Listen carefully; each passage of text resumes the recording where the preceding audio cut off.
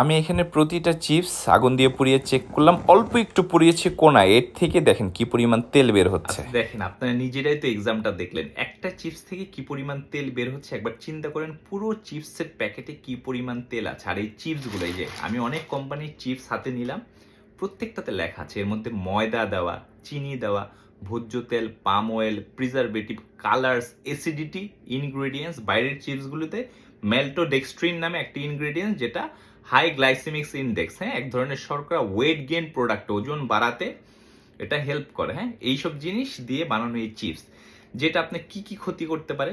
আপনার blood pressure high করে দিবে, আপনার কোলেস্টেরলের ঝামেলা করবে, অনেক কোলেস্টেরল মানে ব্যাড কোলেস্টেরলটা বাড়ায় দিবে, গুড কোলেস্টেরল কমায় দিবে, হার্ট অ্যাটাক করবেন আপনি, আপনার ডাইজেশনের সমস্যা হবে, আপনার পাইলস রিলেটেড ঝামেলা হবে, বাচ্চাদের গার্ড হেলথ নষ্ট হয়ে যাবে।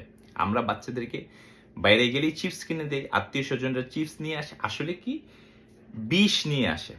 এখনো সময় আছে, নিজে নিজের শরীরের ক্ষতি করেন, এইসব বিষ রাতের পর রাত খায়েন না। মাঝে মাঝে খাওয়া যায়, ইটস ওকে, হ্যাঁ, কিন্তু প্রতিদিন সবসময়, এই যে আজকে মুভি নাইট শুক্রবার, সবাই এগুলো খাবেন তাই না, এগুলো বাদ দেন। এর থেকে আলু কেটে অলিভ অয়েলে একটু ভেজে নেন বা স্ম্যাশ করে খান।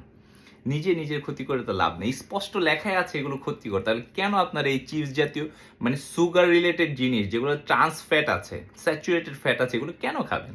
একবার চিন্তা করেন। হ্যাঁ।